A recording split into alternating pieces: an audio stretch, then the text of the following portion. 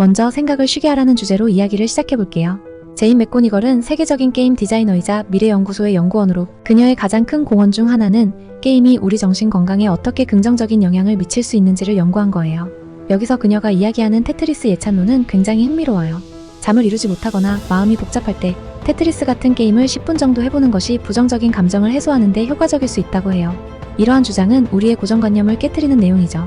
대부분 사람들은 게임이 시간 낭비라거나 오히려 정신 건강에 해로울 수 있다고 생각하곤 해요.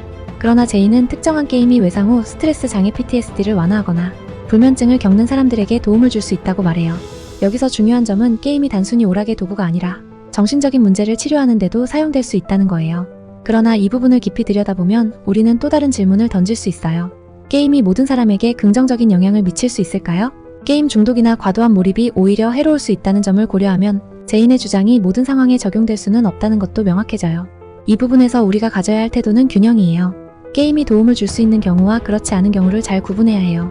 게임을 통해 마음의 치유를 얻을 수 있다는 가능성은 열어두되 그것이 지나치게 우리의 일상에 개입하지 않도록 하는 것도 중요합니다. 다음으로 팀 크라이더의 아무것도 하지 않는 즐거움을 찾아라라는 주제로 넘어가 볼게요. 팀 크라이더는 바쁘게 살아가는 현대인의 삶을 통찰력 있게 비판하며 우리가 얼마나 바쁨에 중독되어 있는지를 이야기해요. 바쁘다는 말이 인사치레처럼 되어버린 현대 사회에서 그는 우리가 진정으로 중요한 것을 놓치고 있다는 경고를 던져요.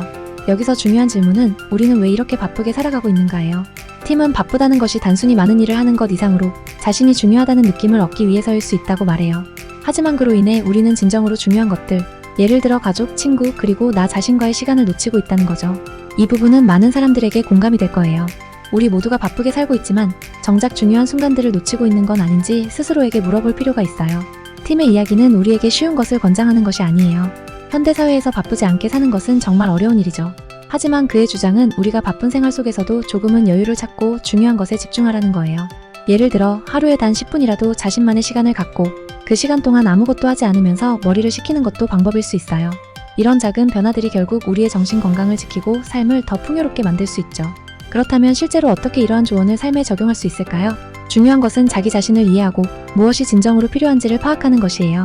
예를 들어 일과 중간에 짧은 휴식을 통해 리프레시하는 시간을 가지거나 주말에는 정말로 중요한 사람들과 함께 시간을 보내는 것을 우선시하는 것이죠. 단순히 일을 덜 하는 것이 아니라 바쁨 속에서 진짜 의미 있는 시간을 찾는 것이 중요해요. 이제 마지막으로 크리스토퍼 소머의 단 하나의 결단에 대한 이야기를 해볼게요. 소머는 체조 국가대표팀 코치로서 수많은 선수들을 세계 정상으로 이끌었던 인물이에요. 그는 성과가 없을 때 느끼는 좌절감에 대해 이야기를 하며 좌절을 이겨내고 목표를 향해 나아가는 방법을 제시해요. 특히 그는 조급함이 목표 달성의 가장 큰 적이라고 강조해요.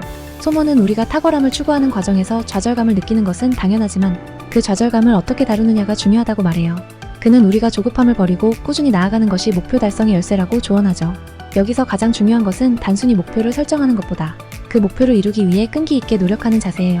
소머의 단 하나의 결단은 우리가 인생에서 장기적인 목표를 세우고 그것을 이루기 위해 어떤 마음가짐을 가져야 하는지를 잘 보여줘요. 우리는 종종 빠른 성과를 기대하고 그 성과가 나타나지 않으면 쉽게 포기하거나 좌절하곤 하죠.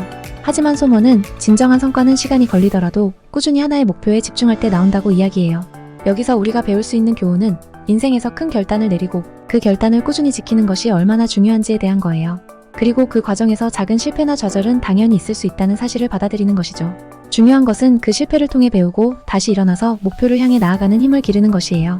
결국 이 책에서 다루고 있는 생각을 쉬게 하라, 아무것도 하지 않는 즐거움을 찾아라, 그리고 단 하나의 결단은 모두 우리의 삶을 더 나은 방향으로 이끌어줄 수 있는 강력한 도구들이에요.